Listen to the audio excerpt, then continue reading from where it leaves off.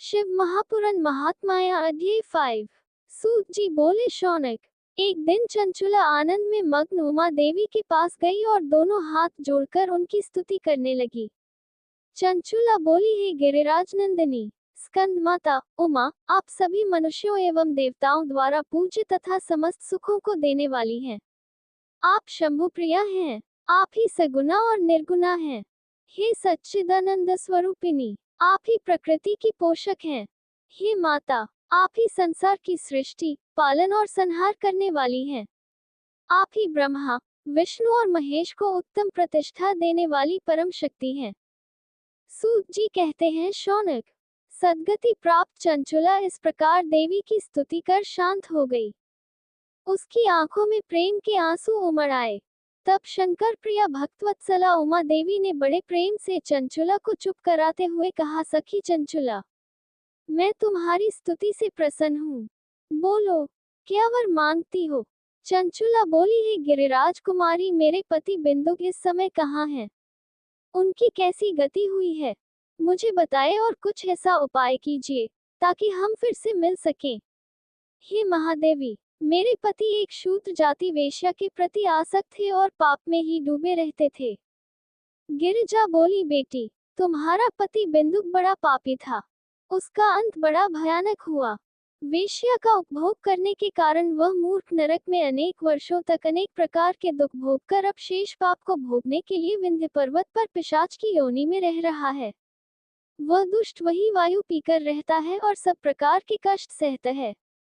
सूत जी कहते हैं, शौनक, गौरी देवी की यह बात सुनकर चंचुला अत्यंत दुखी हो गई।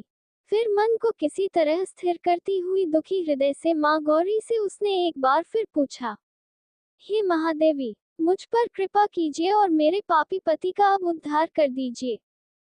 करके मुझे वह उपाय बताए जिससे मेरे पति को उत्तम गति प्राप्त हो सके। कृपा गौरी देवी ने कहा, यदि तुम्हारा पति बिंदुक शिव पुराण की पुण्यमयी उत्तम कथा सुने तो वह इस दुर्गति को पार करके उत्तम गति का भागी हो सकता है। अमृत के समान मधुर गौरी देवी का ये वचन सुनकर चंचुला ने दोनों हाथ जोड़कर मस्तक झुकाकर उन्हें बारंबार प्रणाम किया तथा प्रार्थना की कि मेरे पति को शिव पुराण सुनाने की व्यवस्था कीजिए।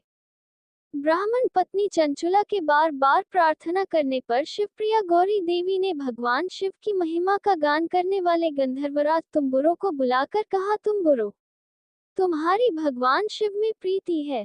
तुम मेरे मन की सभी बातें जानकर मेरे कार्यों को सिद्ध करते हो। तुम मेरी इस सखी के साथ विंध्य पर जाओ। वहां एक महाघोर और भयंकर पिशाच रहता है। पूर्व जन्म में वह पिशाच बिंदुक नामक ब्राह्मण मेरी इस सखी चंचुला का पति था। वह वेश्यागामी हो गया। उसने स्नान संध्या आदि नित्य कर्म छोड़ दिए। क्रोध के कारण उसकी बुद्धि भ्रष्ट हो गई। दुर्जनों से उसकी मित्रता तथा सज्जनों से द्वेष बढ़ गया था। वह अस्त्र शस्त्र से हिंसा करता, लोगों को सताता और उनके घरों में आग लगा देता था। चांडालों से दोस्ती करता वह रोज वेश्या के पास जाता था। पत्नी को त्याग कर दुष्ट लोगों से दोस्ती कर उन्हीं के संपर्क में रहता था। वह मृत्यु तक दुराचार में फंसा रहा। मृत्यु के बाद उसे पापियों के भोग स्थान यमपुर ले जाया गया। वहां घोर नरकों को सहकर इस समय वह विंध्य पर्वत पर पिशाच बनकर रह रहा है और पापों का फल भोग रहा है। तुम उसके सामने परम पुण्यमयी पापों का नाश करने वाली शिव पुराण की दिव्य कथा का प्रवचन करो। इस कथा को सुनने से उसका हृदय सभी पापों से मुक्त होकर शुद्ध हो जाएगा और वह प्रेत योनि से मुक्त हो जाएगा। दुर्गति से मुक्त होने पर उस बिंदुक नामक पिशाच को विमान पर बिठाकर तुम भगवान शिव के पास ले आना।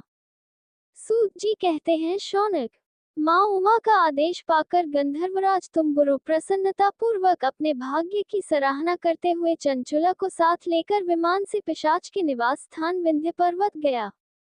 वहां पहुंचकर उसने उस विकराल आकृति वाले पिशाच को देखा। उसका शरीर विशाल था, उसकी ठोड़ी बड़ी थी। वह कभी हंसता, कभी रोता और कभी उछलता था। महाबली तुम्बुरो ने बिंदुक नामक पिशाच को पाशों से बांध लिया। उसके पश्चात तुम्बुरो ने परम उत्तम शिव पुराण की अमृत कथा का गान शुरू किया। उसने पहली विद्येश्वर संहिता से लेकर 7वीं वायु संहिता तक शिव पुराण की कथा का स्पष्ट वर्णन किया। सातों संहिताओं सहित शिव पुराण को सुनकर सभी श्रोता कृतार्थ हो गए। परम पुण्य में शिव पुराण को सुनकर पिशाच सभी पापों से मुक्त हो गया और उसने पिशाच शरीर का त्याग कर दिया। शीघ्र ही उसका रूप दिव्य हो गया। उसका शरीर गौर वर्ण का हो गया। शरीर पर श्वेत वस्त्र एवं पुरुषों के आभूषण आ गए। इस प्रकार दिव्य देहधारी होकर बिंदुक अपनी पत्नी चंचुला के साथ स्वयं भी भगवान शिव का गुणगान करने लगा। उसे इस दिव्य रूप में देखकर सभी को बहुत आश्चर्य हुआ। उसका मन परम आनंद से परिपूर्ण हो गया। सभी भगवान महेश्वर के अद्भुत चरित्र को सुनकर कृतार्थ हो उनका यशोगान करते हुए अपने अपने धाम को चले गए। बिंदुक अपनी पत्नी चंचुला के साथ विमान में बैठकर शिवपुरी की ओर चल दिया। महेश्वर के गुणों का गान करता हुआ बिंदुक अपनी पत्नी चंचुला व तुम्बुरों के साथ शीघ्र ही शिवधाम पहुंच गया। भगवान शिव व देवी पार्वती ने उसे अपना पार्षद बना लिया। दोनों पति पत्नी सुखपूर्वक भगवान महेश्वर एवं देवी गौरी के श्री चरणों में अविचल निवास पाकर धन्य हो गए।